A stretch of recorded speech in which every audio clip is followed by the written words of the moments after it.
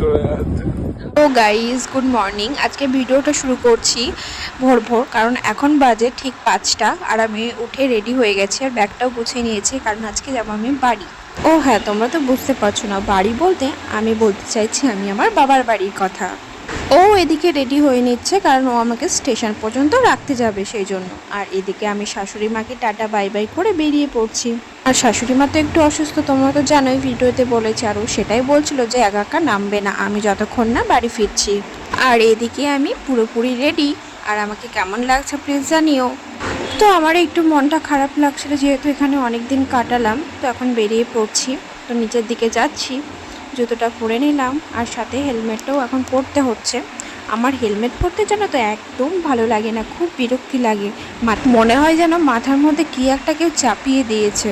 আর এতটা সুন্দর করে চুলফুল বেঁধে তারপরে হেলমেট পরে চুলটা যখন নষ্ট হয়ে যায় কীরকম বিরক্তি লাগে বলো।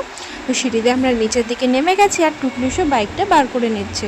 আর ওর মুখটা দেখে তো বুঝতেই পারছো তোমরা, ওর মনটা একটু খারাপ আছে। আমার ট্রেনের টাইম ছিল ঠিক 6:50, হাজারদুয়ারি এক্সপ্রেস, কলকাতা টু লালগোলা।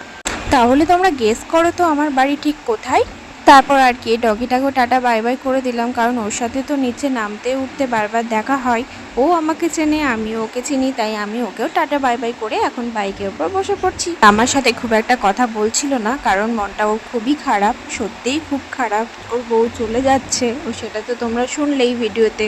তো আমরা বেরিয়ে পড়েছি রাস্তায়। আর সত্যি কথা বলতে আমি এখানেও থাকি, বাবার বাড়িতেও থাকি, কারণ আমার কলেজ আমার বাবার বাড়িতেই। কলেজ এখনও আমি ট্রান্সফার করিনি। তো ফাইনালি দেখো আমি কলকাতা স্টেশন চলে এসেছি। আর আমার টিকিটটা ও কাটছিল আর আমি তাড়াহুড়ো করে প্ল্যাটফর্মে চলে গেছিলাম, কারণ একদম সিট পাওয়া যায় না। তো আমি ব্যাগটাও রেখে দিয়েছি। আর তোমরা কেউ যদি কলকাতা থেকে লালগোলা যেতে চাও তাহলে এই ট্রেনটা হচ্ছে বেস্ট, কারণ একদম টাইমে ছাড়ে আর টাইমে পৌঁছে দেয়। তারপর টুকলুসও চলে এসছে টিকিট কেটে, তারপরেও আমাকে বললো কিছু একটা খাও, তাই ও আমার জন্য একটা কেক নিয়ে নিল। আর হাতে প্রায় অনেকটাই সময় ছিল, তাই দুজনে 1 ঘন্টা বসেছিলাম। একটু আগেই আসতে হয়, সিটের ব্যাপার থাকে, নালে পুরো ভিড় হয়ে যায়। তখন অতটা রাস্তা দাঁড়িয়ে যাওয়া আমার পক্ষে সম্ভব হয় না। তো দেখো দুজনে মিলে এখন কেকটা খেয়ে নিচ্ছি, আর ওকে বলছিলাম আমার ব্যাগে জল আছে, জলটা এনে দে। তারপর কি 1 ঘন্টা গল্প করার পর দেখো সময়টাও কেটে গেল, আমার ট্রেনটাও ছেড়ে দিল। তো ফাইনালি আমি ট্রেনে বসেই আছি। আর ট্রেনে যেতে যেতে বাইরের ভিউটা বেশ ভালো লাগছিল। তারপরে আমি না ঘুমিয়ে পড়েছিলাম, তাকিয়ে দেখি প্রায় কৃষ্ণনগর চলে এসেছে। তো টাটা বাই বাই।